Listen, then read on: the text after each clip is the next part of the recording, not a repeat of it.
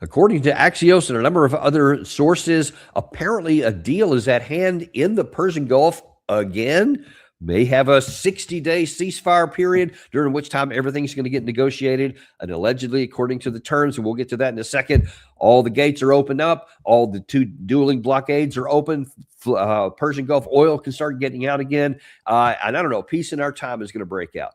Or at least that's what a lot of people are saying. We'll see how much truth there actually is to that, and what are some of the implications if it doesn't quite work out this way.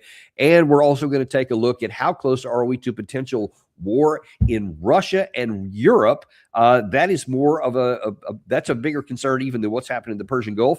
But we're going to cover all that today, and there's literally nobody better to talk about all of this than John Mearsheimer, international relations theorist and expert, professor of political science at the University of Chicago, and big friend of our show. John, welcome back as always. Thank you, Danny. Thank you for your kind words. Well, look, let's start in the first issue there, because for I don't even know what the number this is, the fifth or sixth time Trump has said, a deal is at hand. It's been largely worked out, and then it never worked out in that case. And then now here this morning, again, it said when I was on my previous show, again, an announcement comes out from Axios, and what a shock there, right? The S&P 500 surges to its highest level on record on reports that the U.S. and Iran have reached a deal pending President Trump's approval. Apparently, he's the guy that gets to make all these calls. What do you make about this one? Do you think this one is going to hold when the other ones didn't? Who knows for sure, Danny? It's almost impossible to predict with President Trump. But I'd make a couple points.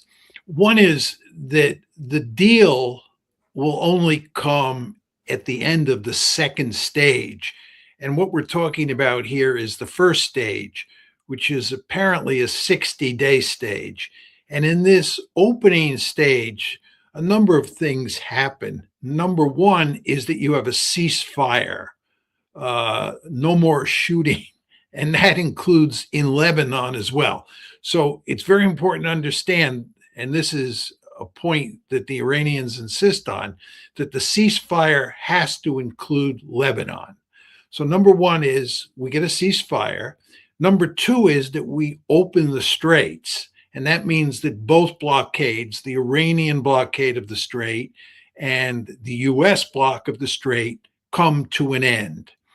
Then I think there are two other dimensions, as best I can tell.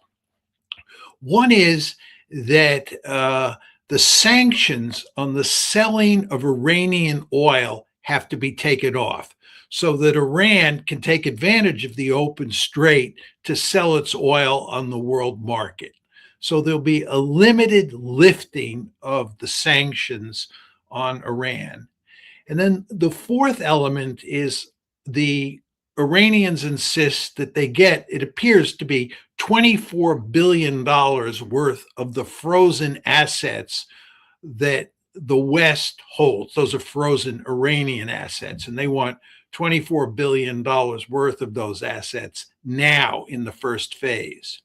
So if you get a ceasefire, you open the strait, you have limited sanctions relief, especially as it applies to oil and gas coming through the strait from Iran, and you get this $24 billion in frozen assets released. If that all happens, then you move into the second phase. And the second phase is where you deal with the nuclear issue. You deal with the question of who controls the strait moving forward. I assume you also deal with issues like reparations, Iranian missiles, and more extensive sanctions relief. But all that comes in the second phase. So the $64,000 question now is whether we can reach an agreement on the first phase. And Axios reports that we're close to doing that. But as you pointed out, we've heard this story before, and we never did even get to the first phase.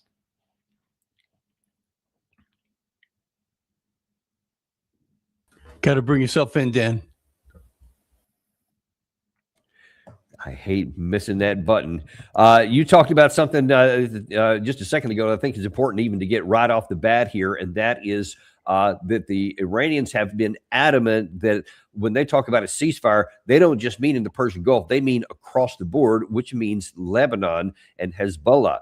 And here's the current. This is an active look at the headlines. You see, 41 seconds ago, this is in the Times of Israel.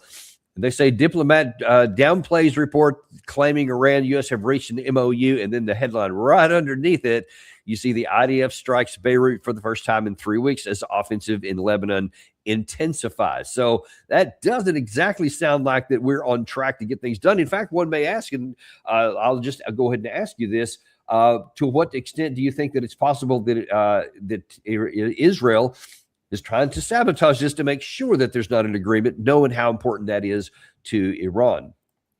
Well, there's no question that Israel is interested in sabotaging the deal. The Israelis are beside themselves at the thought that Trump is going to cut a deal with the Iranians, which is going to reflect the fact that the Iranians have won the war. We can talk more about this later, but the fact is that this deal is very favorable to the Iranians, certainly when you take into account the second phase.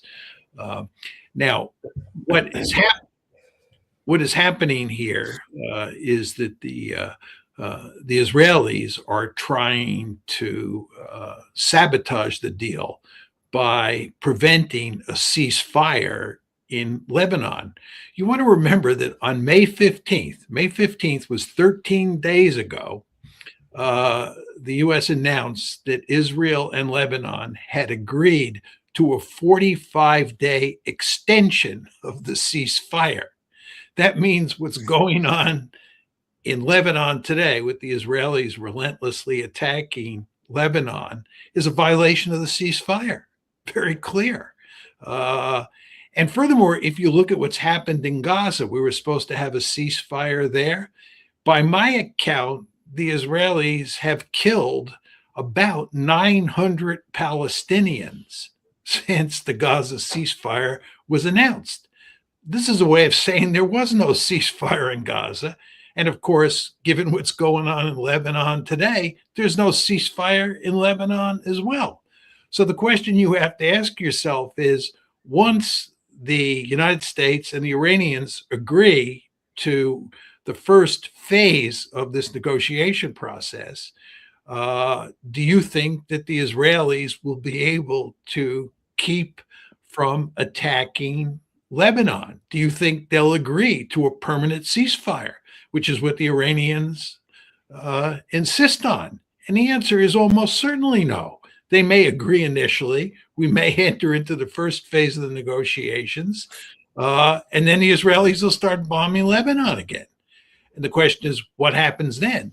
And this is why the Iranians are actually paying a lot of attention to the question of how they're going to respond when Israel, as almost everybody recognizes, violates the ceasefire.